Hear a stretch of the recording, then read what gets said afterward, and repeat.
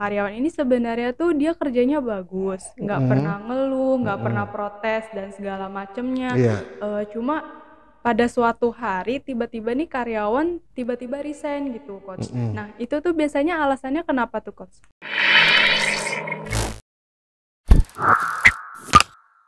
Halo Sobat Coaching, balik lagi sama aku Aul di Coaching for Business. Nah, kesempatan kali ini kita akan membahas tentang kenapa sih karyawan itu tiba-tiba resign padahal kerjanya bagus.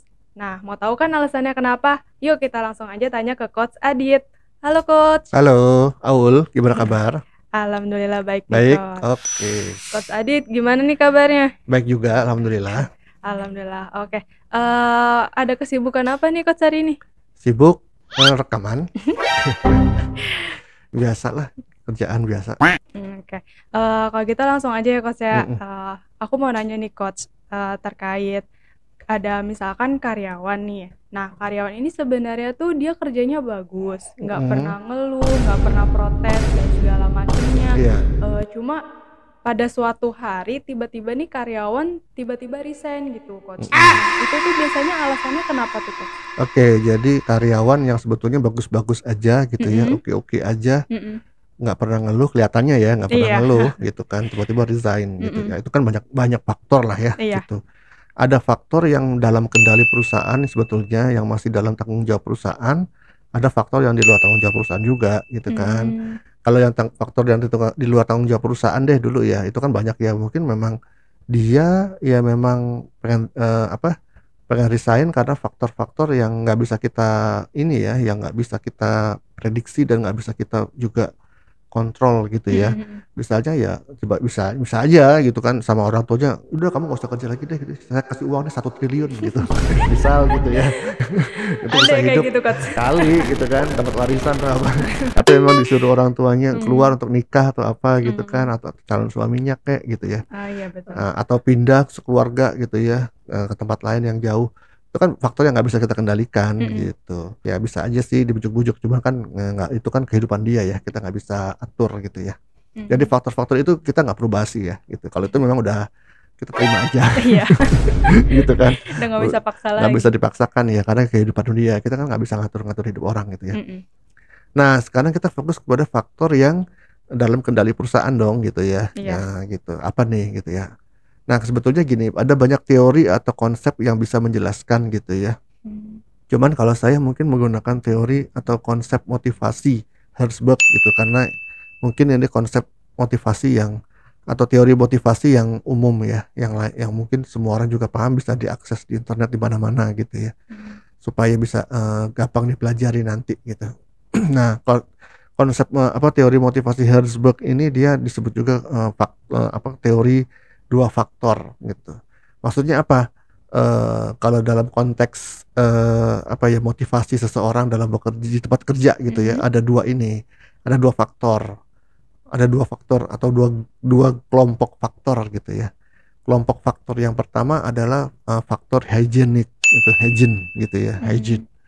Mm-mm. Eh, itu adalah faktor-faktor yang memotivasi karyawan yang dari sisi apa ya, yang faktor ekstrinsik gitu ya. Jadi motivasi ekstrinsik, maksudnya motivasi ekstrinsik adalah motivasi yang faktor-faktor yang memang harus disediakan perusahaan gitu loh. Ya Apa tuh? dari luar orang, dari luar karyawan itu sendiri ya, berarti harus perusahaan yang menyediakan gitu. Biasanya sih ini faktor-faktor yang memang ya harus ada di perusahaan gitu ya. Kalau nggak ada, membuat orang kecewa, membuat orang nggak mau kerja di situ. Kalau ada, ya itu sesuatu yang harus gitu. Jadi nggak perlu juga yang tidak akan bisa memotivasi orang dalam jangka panjang juga sih gitu ya. Mm-mm. Tapi itu sesuatu yang harus disediakan oleh perusahaan. Ibaratnya kalau awal beli TV gitu ya, Mm-mm. nggak ada remote controlnya, Oh iya iya. harus ada kan Iya sebetulnya harus remote ada. control. Kalau nggak ada marah, kalau nggak ada kecewa kan gitu. Iya. Tapi kalau ada pun ya biasa aja, emang harus gitu kan. Mm-mm. Nggak ada sesuatu yang wow juga kan gitu Iya. ya. Iya. Sama nih faktor-faktor yang harus ada, tapi yang sebetulnya bukan sesuatu yang wow gitu ya, bukan sesuatu yang membuat karyawan itu menjadi betah di situ lama, atau bukan sesuatu yang menjadi daya tarik gitu ya, yang utama, atau bukan bukan sesuatu yang menjadi nilai lebih dari satu perusahaan gitu loh. Hmm. Karena itu harus ada di semua organisasi, itu harus ada gitu ya, supaya karyawannya betah. supaya karyawannya mau kerja gitu Berarti ya. dari motivasinya Ya, ya Coach ya. dari yang harus disediakan oleh perusahaan gitu. Jadi faktor yang harus disediakan oleh perusahaan yang suatu keharusan gitu ya. Kalau nggak ada kecewa, kalau ada ya biasa aja gitu. Contohnya apa menurut kamu? Gaji. Iya. Ya gaji kan sesuatu yang harus disediakan oleh perusahaan ya. Iya betul. Gaji bukan hanya sekedar gaji, pasti ada gaji. Cuma kan gaji yang memenuhi standar minimum kan. Kalau nggak memenuhi standar minimum pasti kecewa, pasti nggak ada yang mau kerja di situ. Iya betul. Iya kan, kamu kan nggak mau juga kerja di sini gaji 500.000 kan sebulan, gitu kan. Tapi kalau ada pun, kalau sudah terpenuhi ya itu biasa aja karyawan gitu kan, nggak ada sesuatu yang wow karena itu suatu keharusan ya seperti remote control tadi gitu ya. Dan tidak akan membuat orang bertahan juga lama ya, itu kan suatu kewajiban perusahaan gitu ya. Nah, kamu nggak akan bertahan lama di sini juga hanya karena digaji sesuai dengan standar minimum aja gitu kan. Harus ada hal-hal lain yang membuat kamu bertahan gitu kan. Nah, itu ya. Jadi sesuatu yang harus ada tuh salah satunya gaji. Apalagi selain itu menurut kamu yang harus ada? Kayak mungkin pengembangan karirnya. Pengembangan karir itu adalah banyaknya lebih ke faktor yang motivasi tadi ya, yang faktor yang kedua. Karena nggak semua perusahaan memang bisa menyediakan itu ya, gitu. Apalagi kalau UMKM ya, pengembangan karirnya ya tergantung struktur organisasinya, tergantung jumlahnya, skala perusahaannya juga gitu ya. Nah, faktor yang lain contohnya yang memang harus ada di situ misalnya apa? Prosedur misalnya, prosedur ya, job desk, prosedur yang jelas deh gitu ya. Ya kalau misalnya selalu kerja di situ tapi nggak ada prosedur yang jelas atau peraturan perusahaan ya, kalau nggak ada peraturan perusahaan yang jelas ya gimana orang mau kerja dengan benar gitu kan. Gitu. Ya prosedurnya nggak jelas, kamu harus gimana nggak dijelasin gitu ya. Kemudian mau masuk kapan aja, nggak ada aturannya gitu kan, kamu bingung gitu ya. Nah, itu kan jadi itu sesuatu yang harus disediakan gitu ya gitu. Apalagi itu kira-kira ya yang harus ada. Ya keamanan kerja gitu ya. Kemudian juga mungkin juga komunikasi dengan sesama gitu ya, selama pekerja gitu ya, dan juga dengan atasan, itu juga sesuatu yang harus disediakan oleh perusahaan gitu ya. Gitu. Nah, ini adalah faktor-faktor yang memang harus disediakan oleh perusahaan ya.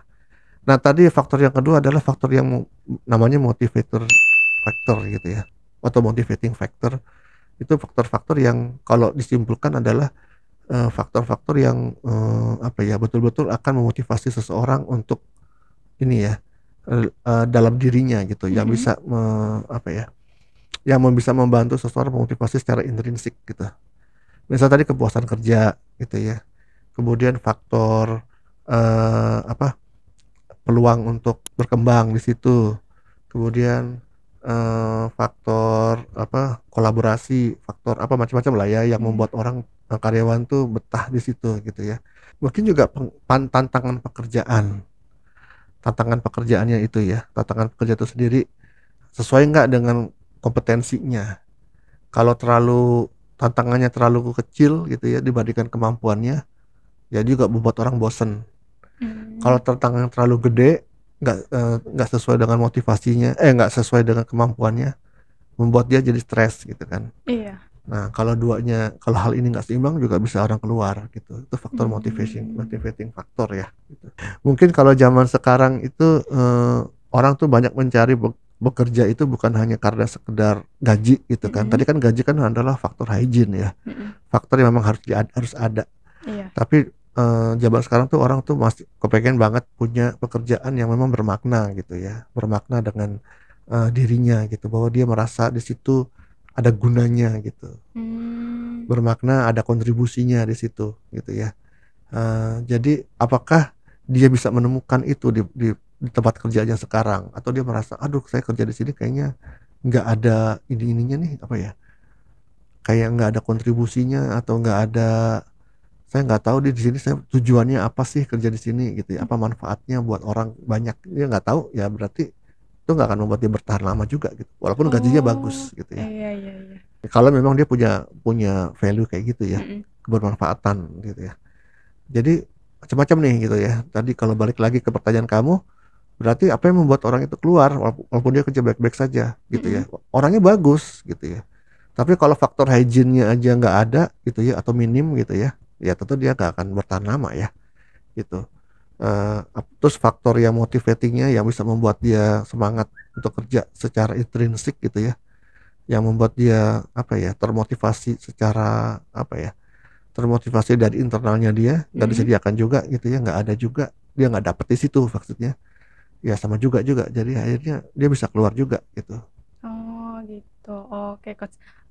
Berarti sebenarnya kalau misalkan karyawan nih, dia merasa kerjanya baik-baik aja, terus kayak tapi masih ngerasa mungkin dia memendam sendiri gitu ya Coach ya, Mm-mm. jadinya apa yang dirasa di lingkungan dia kerja, jadinya ngebuat dia udah mundur aja atau gimana gitu Coach. Iya ya, terutama untuk orang-orang yang memang dia apa ya introvert ya, Iya. atau ya mungkin introvert yang kurang tepat sih, yang memang dia bukan tipe orang yang suka ngeluh gitu ya, Mhm. suka ngeluh ke perusahaan gitu ya, Mhm. atau dia tidak terus terang gitu, dia hanya dipendam sendiri ya. Akhirnya kalau memang itu sudah dia nggak ini lagi ya, sudah nggak kuat lagi untuk memendamnya cila, Udah tekanan apalagi sudah ada rasanya. tawaran lagi gitu kan, Iya. ya keluar Oh. tanpa ada sinyal-sinyal sebelumnya gitu. Padahal nggak ketahuan, nggak kelihatan ini karyawan sebenarnya baik-baik aja, tapi kok ternyata keluar apa yang dirasa Iya gitu. gitu. Ya Oke, kan Coach. berarti dari perusahaan atau dari atasannya juga kurang bersih di sini, dia kurang jeli ya, kurang Mhm. peka juga ya. Mmm. Kok tiba-tiba dia keluar gitu, ada faktor apa? Padahal kerjaan baik-baik saja gitu kan. Mhm. Artinya dia bagus juga kerjaannya, nggak ada komplain juga gitu ya. Hasilnya KPI-nya juga oke gitu ya.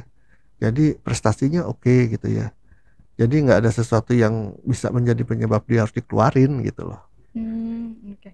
Nah, kalau misalkan ada hal yang seperti itu nih, Coach, teknik coaching seperti apa sih, Coach, Iya, yang bisa kita lakukan untuk si karyawan nih yang iya. mengalami seperti itu? Kalau menurut saya teknik coaching itu hanya bisa meningkatkan faktor motivasi dia. Kalau Mmm. faktor hygiene-nya itu yang harus disediakan oleh perusahaan gitu ya. Iya. Ya kan nggak bisa juga di coaching, dia gajinya minim terus di coaching. Kan nggak mungkin juga, ya kan? Iya iya. Paling hanya dimotivasi yang di coaching motivasi internalnya ya. Tapi Iya. kan itu juga seberapa sih kuatnya motivasi itu kalau memang kebutuhan dasarnya aja nggak terpenuhi di perusahaan itu gitu kan. Mmm. Ya, jadi memang dari sisi perusahaannya harus benar-benar juga ngelihat faktor hygiene ini yang apa yang harus bisa disediakan dulu gitu ya. Baru kita bicara dengan tentang coaching gitu ya. Coaching Mmm. faktor internalnya dia gitu. Misalnya rasa tanggung jawabnya, terus kemudian dia menemukan purpose di situ gitu ya.